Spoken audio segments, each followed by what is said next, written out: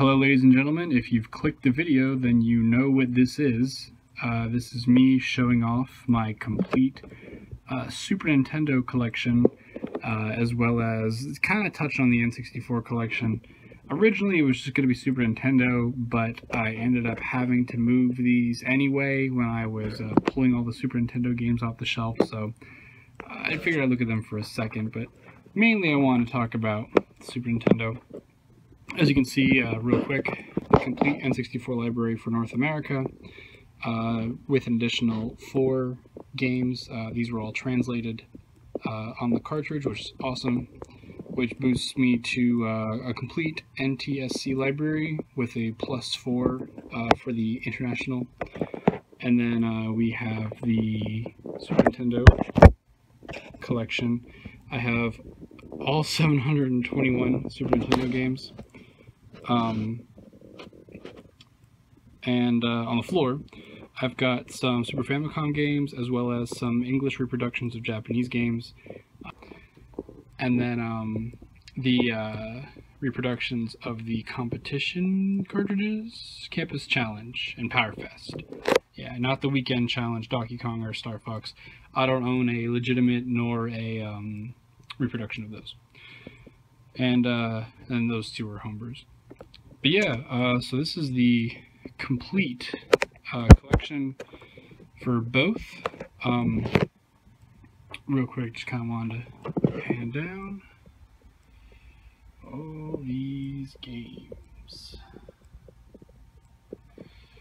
I wanted to make a video originally kind of answering some questions about the Super Nintendo, but I don't really have a good forum to kind of answer questions about collecting video games, though I have learned a lot collecting both. I guess there are some questions though in my life that I've gotten about collecting, so I'll probably review a few of those. So for instance, this actually was from a previous video. How much did it cost to complete Super Nintendo collection? So Super Nintendo collection, for me, it was probably close to $20,000. This is something that I have been doing for a long time. You know, I was lucky enough as a kid to have what I had. I got a lot of the rare ones out of the way. I have a couple stories of getting really expensive games for very cheap. If that interests anyone, I will totally go into details about that. But yeah, Super Nintendo collection, you're looking at about $20,000, which that's with me starting off with some of the more expensive titles like Super Metroid and Zelda. Kirby's Dream Land 3, I think, now goes for like $80. Chrono Trigger I already had. I had a lot of the big ones. And then, I guess while we're here, N64 on the other hand, way easier to collect. Less than half the library of the SNES. And none of these games go for over 300. So, awesome to collect. My first console I collected, just because I wanted to kind of practice collecting on something that felt a lot more manageable, and I learned a lot from that, and I learned even more from this because this was a lot more challenging. But yeah, so yep, all 296 and then all 721, which basically means you're looking at over 1,000 games. Yep. Oh, and I guess I should say 64. Probably if you want to collect all these, it's like $6,000, I think. Maybe not even, if you're smart and you can like find good deals. But yeah, one question I have received also would be, do I feel satisfaction? I'm going to say yes, I do. I definitely feel satisfied collecting the retro stuff. I will say collecting retro stuff, retro games, it is challenging, you know. It's very easy to be discouraged. I was discouraged. I didn't really take a break either. I've basically been committed to collecting for over like 3 years now, I think. About 3 years, and it's been a challenging process, just budgeting the progression. It comes in waves depending on what I have access to, but you do feel satisfied afterwards. It's definitely a good feeling. It's an awe feeling, and it's a satisfied. You know, it's like, oh, I've completed this. It feels like I've closed a chapter in a book, kind of. But at the same time, as someone who plays games, because I do play the games, which apparently isn't common. I didn't realize that. Some people who collect games don't play them. I've beaten 680... I think I'm on 86 right now. I'd have to look at the list. I play games all the time, basically. But yeah, I've been having a lot of fun playing these, so yeah, I collected them all, but I'm also playing a lot of games I otherwise would probably never play it if I didn't collect them. So they are getting usage out of them, as well as just being kind of a cool set piece. You know, I have people come in and, you know, I tell them I have all these games, and they think, oh, well, you have all the games, but you don't have, you know, Hagane. And I'm like, no, I do, actually. And they're like, oh, well, you don't have, you know, obscure stuff like, what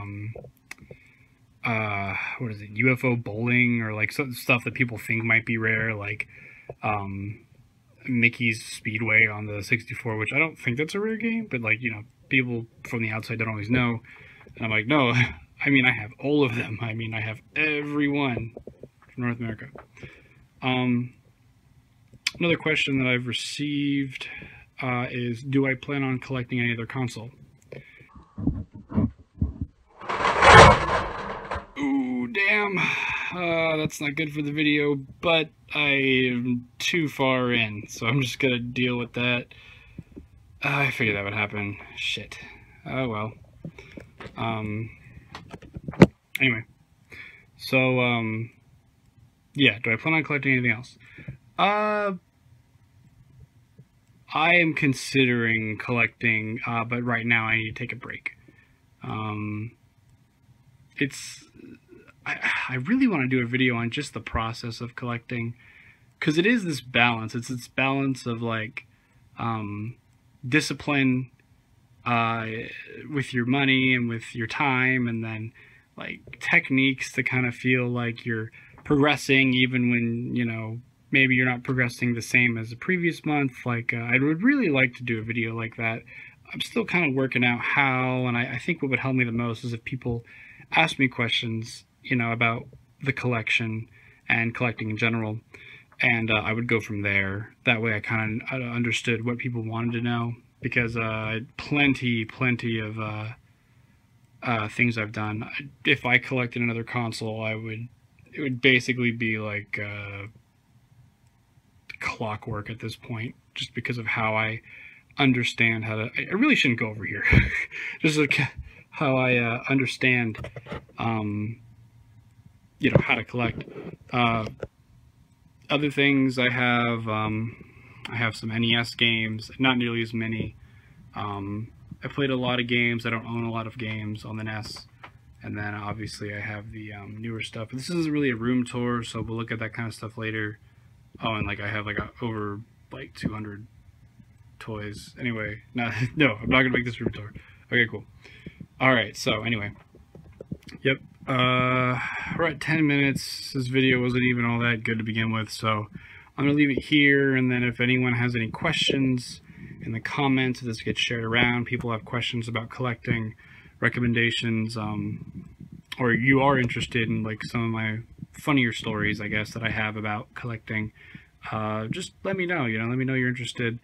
I'll definitely make a follow-up video to this about it, and if I do collect anything else, I will totally make a video on that as well. But yeah, as of right now, don't have much else to say, so we'll see where this goes. Thank you, and then thank you to all the communities that helped me amass this collection. This was a very tough thing to achieve.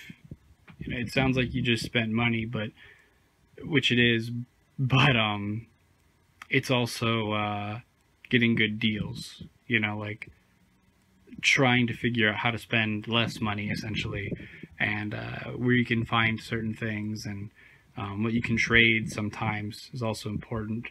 Yeah, a lot of different things, but I feel like I had help. So yeah, thanks again, everybody, and we'll see where this goes.